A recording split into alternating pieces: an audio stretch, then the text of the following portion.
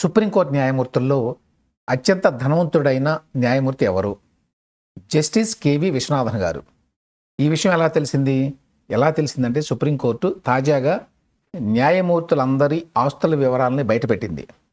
ఎందుకు బయటపెట్టారు? దానికి వచ్చిన నేపథ్యం ఉంది. ఈ మధ్యకాలంలో ఢిల్లీ హైకోర్టు న్యాయమూర్తి యశ్వంత్ వర్మ వ్యవహారం తెలుసు. ఆయన ఇంట్లో కరెన్సీ నోట్ల కట్టలు తగలబడ్డాయి అనే వార్తలు వచ్చినాయి.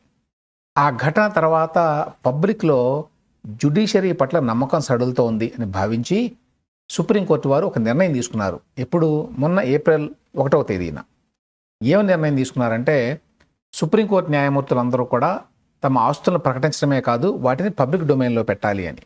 నిజానికి గతంలో కూడా సుప్రీంకోర్టు న్యాయమూర్తులందరూ తమ ఎసెట్స్ని ప్రకటించేవారు.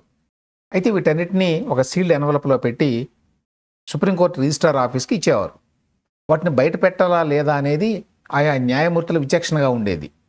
అయితే మొన్న సుప్రీంకోర్టు ఏం నిర్ణయం తీసుకుందంటే సుప్రీంకోర్టు న్యాయమూర్తులందరూ తమ ఆస్తులను ప్రకటించాలి, ఆ ప్రకటించిన ఆస్తులను పబ్లిక్ డొమైన్లో పెట్టాలి, అంటే జనానికి అందరికీ తెలిసేలా వాటిని అందుబాటులో ఉంచాలి అని. ఆ మేరకు ఇప్పుడు సుప్రీంకోర్టు న్యాయమూర్తులందరి ఆస్తుల్ని బహిరంగపరిచింది. సుప్రీంకోర్టులో ప్రస్తుతం 33 మంది న్యాయమూర్తులు ఉన్నారు. అందులో 21 మంది ఇప్పటి వరకు ఇచ్చారట తమ ఆస్తుల వివరాలని. అందులో జస్టిస్ కేవి విశ్వనాథన్ గారు ద రిచెస్ట్ అని తెలిసింది. ఎంత రిచెస్ట్ అంటే ఆయనకి 120 కోట్ల రూపాయల ఆస్తులు ఉన్నాయి. ఆయనకి ఢిల్లీలోనే 4 ఇళ్ళు ఉన్నాయట, కోయంబత్తూర్లో ఒక ఇల్లు ఉందట, ఇక షేర్లు, మ్యూచువల్ ఫండ్స్, ఫిక్స్డ్ డిపాజిట్లు ఇట్లాంటివి చాలా ఉన్నాయి. ఆయన దరిదాపులకు కూడా మిగతా జడ్జీలు ఎవరు రాలేదు. ఫర్ ఎగ్జాంపుల్ ప్రస్తుతం చీఫ్ జస్టిస్ ఆఫ్ ఇండియాగా ఉన్నటువంటి జస్టిస్ సంజీవ్ ఖన్నా గారికి ఎంత ఆస్తులు ఉన్నాయా అంటే మొత్తం కలిపి 3.5-4 కోట్ల లోపే అన్నీ కలిపి. అందులో 1,06,00,000 రూపాయలు ఆయన ప్రావిడెంట్ ఫండే ఉంది. ఇక ఇక్కడ చెప్పుకోవాల్సింది జస్టిస్ కేవి విశ్వనాథన్ గారికి ఆంధ్రప్రదేశ్లో జగన్మోహన్ రెడ్డి గారికి ఉన్న లింకు.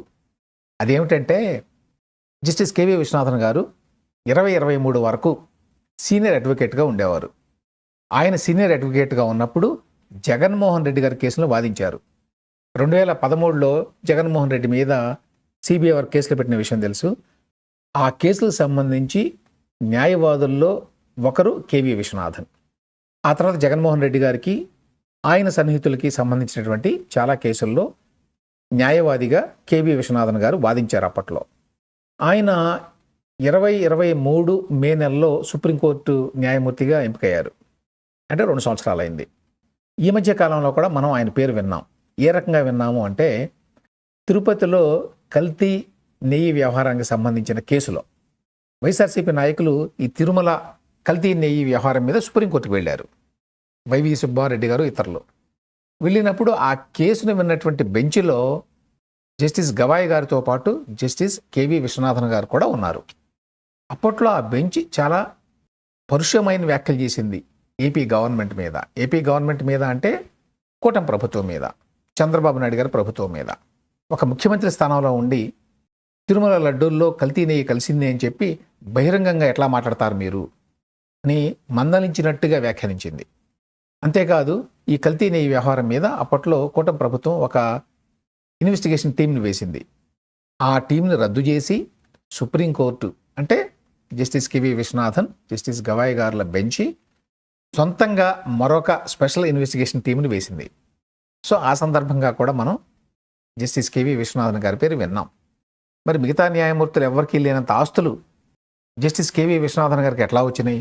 120 కోట్ల రూపాయల ఆస్తులు ఏమిటి అని అంటే మరి 2023 వరకు ఆయన సీనియర్ అడ్వకేట్గా ఉన్నారు.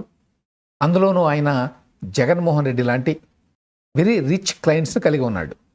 సో జగన్మోహన్ రెడ్డి గారు బహుశా చాలా పెద్ద ఎత్తున ఫీజులు చెల్లించినట్టుగా ఉన్నారు జస్టిస్ కేవి విశ్వనాథన్ గారికి. అందువల్ల మిగతా న్యాయమూర్తుల కంటే జస్టిస్ కేవి విశ్వనాథన్ గారికి ఎక్కువ ఆస్తులు ఉన్నాయని చెప్పి అనుకోవాలి.